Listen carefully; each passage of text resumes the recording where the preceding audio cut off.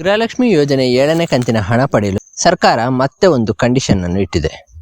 ಇದನ್ನು ಕಂಡೀಷನ್ ಅನ್ನೋದಕ್ಕಿಂತ ಸರ್ವೆಗೆ ಬಂದವರಿಗೆ ನಾವು ಸಹಕಾರ ನೀಡಿದರೆ ಗೃಹಲಕ್ಷ್ಮಿ ಹಣ ಬರದವರಿಗೆ ಬರುವ ರೀತಿ ಮಾಡುತ್ತಾರೆ. ಹಾಗಾದರೆ ಯಾರು ಸರ್ವೆಗೆ ಬರ್ತಾರೆ ಮತ್ತು ಏನೆಲ್ಲ ಕೇಳ್ತಾರೆ ಅನ್ನೋ ಮಾಹಿತಿನ ಕೊಡ್ತೀನಿ. ವಿಡಿಯೋನ ಸ್ಕಿಪ್ ಮಾಡದೆ ಕೊನೆ ತನಕ ನೋಡಿ. ಮಾಹಿತಿ ಇಷ್ಟ ಆದರೆ ಮಾತ್ರ ಸಬ್ಸ್ಕ್ರೈಬ್ ಮಾಡಿ ಸಪೋರ್ಟ್ ಮಾಡಿ. ನಮಸ್ಕಾರ ಸ್ನೇಹಿತರೆ, welcome back to Techno Kannada YouTube channel. ನಾನು ಸುನಿಲ್. 2024 ಲೋಕಸಭೆ ಚುನಾವಣೆ ಹತ್ರ ಬರ್ತಾ ಇದೆಯಲ್ಲ, ಹಾಗಾಗಿ ಸರ್ಕಾರ ಒಂದು ಸುತ್ತೋಲೆಯನ್ನು ಹೊರಡಿಸಿದೆ. ಅಂಗನವಾಡಿ ಕಾರ್ಯಕರ್ತೆಯರು ಮತ್ತು ಆಶಾ ಕಾರ್ಯಕರ್ತೆಯರು ಗ್ಯಾರಂಟಿ ಯೋಜನೆಗಳ ಸರ್ವೆಯನ್ನು ಮಾಡಬೇಕು ಮತ್ತು ಅದರ ಮಾಹಿತಿಯನ್ನು ಸರ್ಕಾರಕ್ಕೆ ನೀಡಬೇಕು. ಮುಖ್ಯವಾಗಿ ಗೃಹಲಕ್ಷ್ಮಿ ಯೋಜನೆ ಮತ್ತು ಅನ್ನಭಾಗ್ಯ ಯೋಜನೆಯ ಲಾಭ ಪಡಿತಾ ಇದ್ದಾರೋ ಇಲ್ವೋ ಅನ್ನೋ ಬಗ್ಗೆ. ನನ್ನ ವೈಫ್ ಅಂಗನವಾಡಿ ಟೀಚರ್ ಆಗಿರೋದ್ರಿಂದ ನಾನು ಕೂಡ ಈ ಸರ್ವೆಯಲ್ಲಿ ಪಾಲ್ಗೊಂಡಿದ್ದೆ. ಹಾಗಾಗಿ ನನಗೆ ಈ ಬಗ್ಗೆ ಮಾಹಿತಿಗಳು ಗೊತ್ತು. ನಿಮ್ಮ ಮನೆಗೆ ಬರುವ ಅಂಗನವಾಡಿ ಆಶಾ ಕಾರ್ಯಕರ್ತೆಯರು ನಿಮಗೆ ಒಂದಷ್ಟು ಪ್ರಶ್ನೆಗಳನ್ನು ಕೇಳ್ತಾರೆ. ಉದಾಹರಣೆಗೆ, ಗೃಹಲಕ್ಷ್ಮಿ ಯೋಜನೆಯ ಲಾಭ ಪಡಿತಾ ಇದ್ದೀರಾ? ಗೃಹಲಕ್ಷ್ಮಿಯ 2,000 ಹಣವನ್ನು ನೀವು ಏನಕ್ಕಾಗಿ ಉಪಯೋಗಿಸ್ತಾ ಇದ್ದೀರಾ?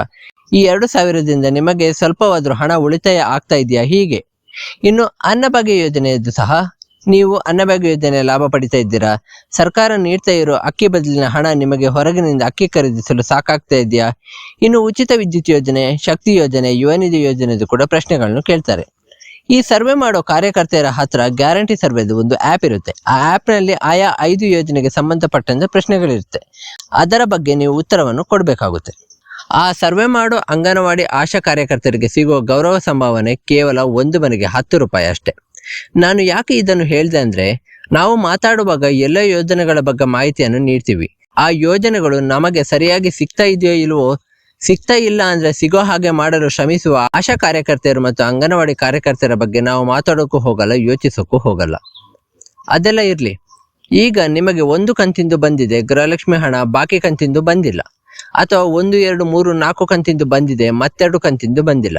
ಹೀಗಿದ್ದಾಗ ನಿಮಗೆ ಒಂದು ಕಂತಿನ ಹಣ ಬಂದಿಲ್ಲ ಅಂದ್ರೂ ನೀವು ಸರ್ವೆಗೆ ಬರುವ ಕಾರ್ಯಕರ್ತೆಯರಿಗೆ ಮಾಹಿತಿಯನ್ನು ನೀಡಬೇಕಾಗುತ್ತೆ.